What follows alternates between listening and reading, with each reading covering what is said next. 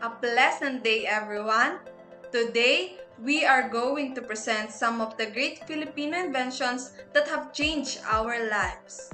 You wouldn't believe it, but some of the useful products we use today are actually made by Filipinos. So stay tuned and learn more. I am Maria Marlene Aitona. I am Rusty Monglabnan. I am Renzen Parinas. I am Julian Tolentino. I am Jeremy Bedanes. And I am Brian Joshua Delfin. And we are the Group 3 from BSCE 15. Have you ever wondered who is behind the products and inventions that we use today? Maybe you were thinking that it was all created by great foreign inventors. But now, let us clear up your assumption. Let's discover amazing inventions made by our very own co-Filipinos.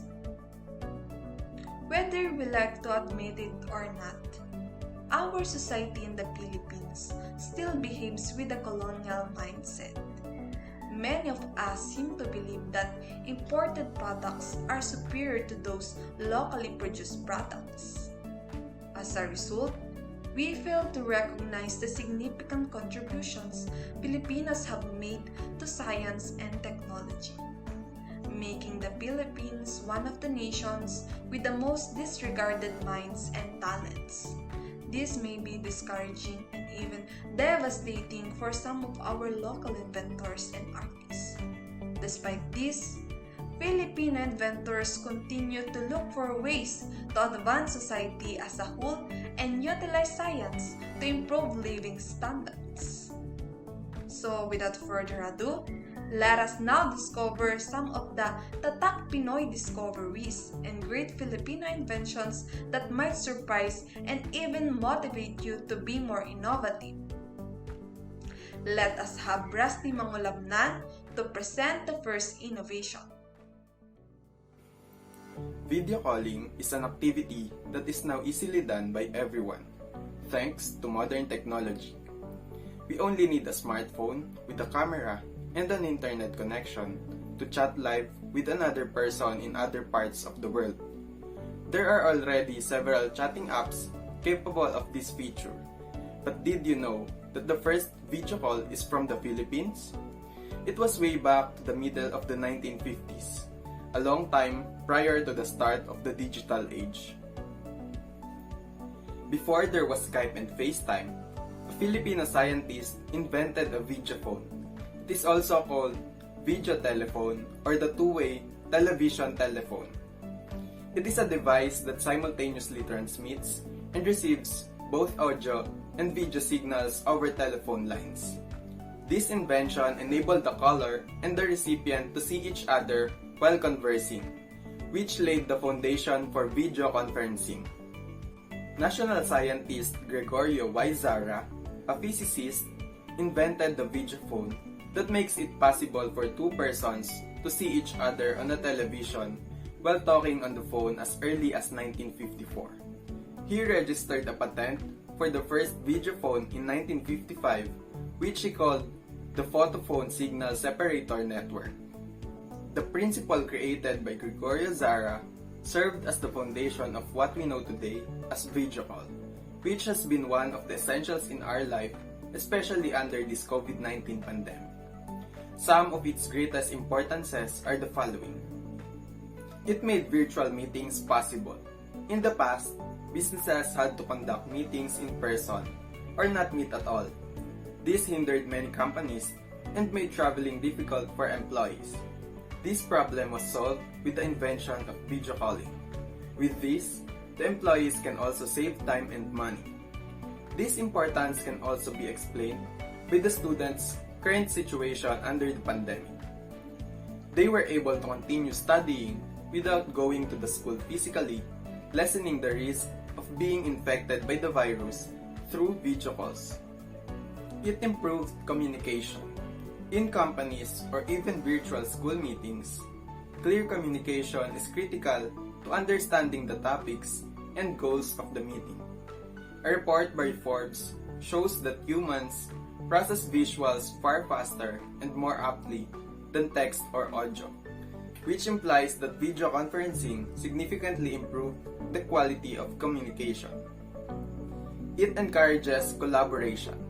Employees, students, or even teachers can quickly work together by sharing ideas and materials through video conferencing. Lastly, video calling has been very beneficial for the members of the deaf community. Unlike traditional audio phone calls, they can now speak sign language to their family, friends, and colleagues virtually. Indeed, Zara started a technological revolution. Now, on to the next great Filipino invention to be discussed by Rensen Pariñas. Nowadays, almost all of us have different stoves in our homes for cooking. There are gas stoves, electric stoves, modular stoves, and others. But have you ever wondered what people use to cook if there is no electricity? Or if there is an inexpensive way to cook than using LPG tanks? This invention, the Super Kalan, is one of the greatest Filipino inventions that helped many people in terms of cooking. But what makes it one of the greatest? Let's talk about it. First, what is Super Kalan? Super Kalan is a multi-fuel stove with an extremely heat-resistant concrete and flattened aluminum cylinder body that is fueled by any material that burns, such as wood, paper, charcoal, and dried leaves. Super Kalan is an energy-saving stove because instead of using LPG tanks, it can purely run by burning materials. It also has an aluminum chamber with feet to stand and chimney attachment for the smoke to exit. Other materials that can be used to produce fire is twigs, animal dung, corn cobs, and coconut shells. Next, let's find out who invented the Super Kalan. Narciso Tatasiso P. Moswela, who's from Barangay General Terrero, Bangar, La Union, is a multi-awarded Ilocano inventor and best known for his invention of Super Kalan. He introduced Super Kalan in 1978, which led to his business of Tatomo manufacturing. Narciso Moswela is the sole inventor of the Super Kalan. He did not begin his career as an entrepreneur or inventor. In fact, he is a college dropout and a former automotive worker. But what's the reason behind this invention? He came up with this invention when he stayed a night in a house of an older couple whose hospitality touched him.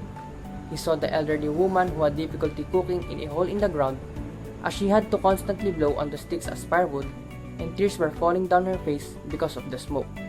Moswela then promised the elderly woman that he would build her a stove that would make cooking simpler for her. With his determination and innovativeness, he was able to create an award-winning invention that helped many people with cooking. His Super Kalan is also the only invented cooking stove listed in the New Philippine Almanac. Moreover, he successfully established his own manufacturing facility, the Natomo Manufacturing, in his hometown of La Union. Next is the importance of Super Kalan. First, it serves as a solution to increasing costs of electricity and cooking gas. We know that the billing of electricity and prices of LPG are increasing and not affordable for all. Thus, Super Kalan can be used as it is a portable stove that saves 70% of the fuel expenses of household cooking and does not consume electricity. Next, it is a great alternative to petroleum gas-fueled stoves.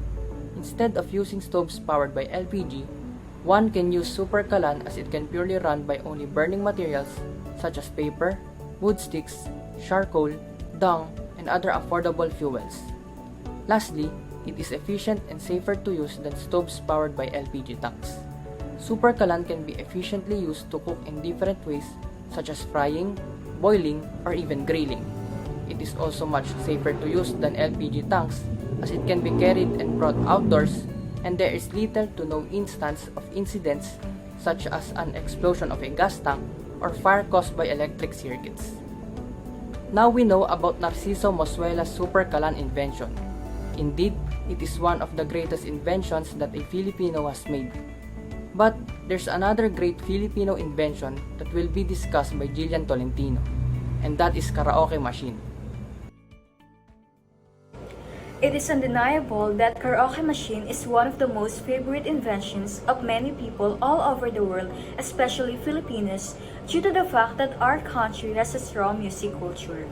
It is actually a common item in every Filipino household. But did you know that this awesome device that we really love is actually a Filipino invention? I, as well, didn't know that at first until I researched about it. So, what is karaoke machine? The word karaoke is derived from two Japanese terms, karapo, kara in short which means empty, and okasutura, oke in short which means orchestra. Combining the two terms will form the word karaoke, meaning an empty orchestra.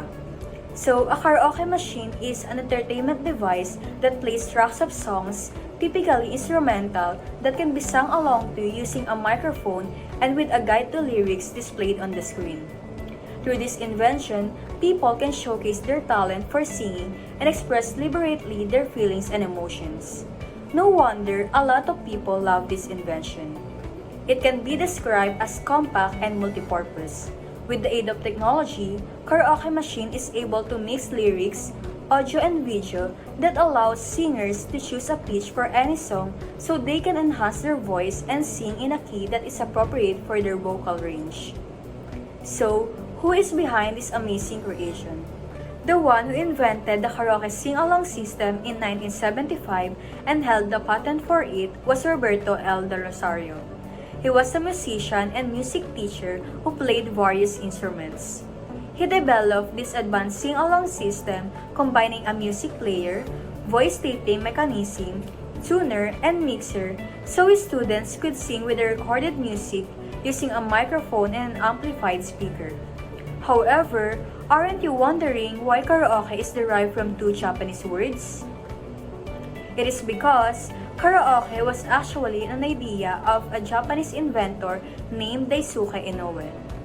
He developed a karaoke system 4 years earlier than Del Rosario. However, Del Rosario was the first to patent it, that is why he was referred to as the inventor of karaoke. And since then, singing has become a central part of pop culture in the Philippines. It became the focus of several modern reality shows and game shows. But aside from Roberto's famous karaoke machine, he also invented the treble voice color code or VCC, piano tuner's guide, piano keyboard stressing device, and voice color tape. What inspired him to make these amazing inventions was his great love and burning passion for music. And now, we'll discuss the most interesting topic, the impact of karaoke machines in our everyday lives. We seem to have no idea how much karaoke had changed our lives. In reality, it is integrated in our tradition and culture. Since we Filipinos love music, karaoke is one of the things that is always prepared and available whenever there is an occasion or just a simple celebration. It developed into a means for us to show our joy at all occasions, including birthdays, fiestas, and the celebration of victories. Additionally, it is our companion when we are defeated, worn out, broken, and frustrated. With that being said, it is clear that karaoke is a helpful and advantageous invention in the lives of many individuals. But the impact of karaoke goes beyond that. Karaoke is also capable of bringing positivity in the environment. Any person can utilize it for pleasure and stress relief. Furthermore, it showcases one's talent and has the ability to enhance self-confidence. Although there is no scientific proof, it is probable that our love of karaoke has something to do with our exceptional singing. This influence can be seen in many Filipino world-class singers.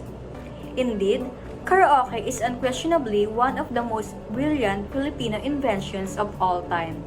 It has affected everyone's way of life in different positive ways. Let us now explore another incredible Filipino invention that created a huge impact on the community, and that will be discussed by Jeremy. Newborn babies, particularly those born prematurely, requires a safe and warm environment for them to survive and continue to develop. But what if electricity is not available and incubators are not readily accessible? This is a problem that a Filipino recognized and solved by inventing the bamboo incubator. So, what is an incubator? An incubator is a closed box in which babies are kept to maintain the desired temperature for infants and to keep them safe. Typically, we are aware of incubators that are seen in hospitals and are powered by electricity. But, as I previously asked, what if there is no electricity, especially in rural areas? This is where the bamboo incubator invention serves its purpose. If you're curious about who invented this bamboo incubator, well, let me tell you something. A Filipina is behind this fascinating invention. Dr. Fe del Mundo. She invented the bamboo incubator in 1941 to help Filipinos living in rural areas where electricity was unavailable. Dr. Fe del Mundo was awarded as the first Filipina national scientist in 1978. Aside from this, she is also considered as a woman of many firsts. To name a few of her achievements, she was the first female president of the Philippine Pediatric Society and first female president of Philippine Medical Association. What is the importance of bamboo incubator that Dr. Fe del Mundo invented? First, it helps families regulate the body temperature of newborn babies. With the help of readily available materials, the bamboo incubator was able to regulate the body temperature of babies similar to how a normal incubator works. Second, it provides a safe and warm environment for babies to live in while their vital organs develop, especially if they are born prematurely. Premature babies are not yet fully developed to maintain their own body temperature. This bamboo incubator helps keep babies safe and warm. Third, it allows newborn to have access to incubators without the use of electricity. This invention makes the bamboo incubator accessible even in rural areas without access to electricity. This bamboo incubator by Dr. Fe del Mundo is just one of the greatest Filipino inventions that we included in our presentation. Another great Filipino invention will be discussed by Brian Joshua Delphine. Oops! Wait! Okay, so now, let's talk about 3-in-1 fire truck. Okay, so as you can see in the PowerPoint, this is the 3-in-1 fire truck. This 3-in-1 fire truck was invented by Alfredo M. Anos Sr., year 1976. The Patriot Anos fire truck was created by Anos. It is a fire truck that serves as an ambulance, a rescue vehicle, and a fire truck all at once. Firefighters and emergency personnel can simultaneously extinguish a fire, rescue people and also animals, and administer first aid to the injured because of its triple capacity. Okay, now, let's proceed to the importance of 3-in-1 fire truck. As you can see in the first bullet, it is more convenient and easier to use this way. It is more convenient and easier to use this way because it will no longer be difficult to call an ambulance or a fire truck separately because we can use this 3-in-1 fire truck. For the second bullet, if anyone is hurt, they can be treated immediately because the 3-in-1 fire truck can also go faster if there is ever an emergency because they are all there at once. If anyone is hurt, they can be treated immediately because the ambulance or first aid is part of the 3-in-1 fire truck and can also rescue people or animals. Now, I am very sure that you have learned something about the Filipino inventions we have discussed. Let's recall the man behind the inventions. First, the videophone made by a Filipino scientist, Gregorio E. Zara. Super Kalan by Narciso P. Muswela. Karaoke machine by Roberto L. Del Rosario. Bamboo incubator by Dr. Fe del Mundo. And last but not the least, the 3-in-1 fire truck invented by Alfredo M. Anos Sr. We believe that this discussion somehow touches the creative and innovative abilities in you. Furthermore, we wish that this made you feel interested in the Filipino inventors and their innovations. Because what we have discussed is just some of the great Filipino inventions, and there's so much more to explore. We expect that we not only educate you, but also make you aware of and appreciate Filipino inventors and artists. Thank you for being with us.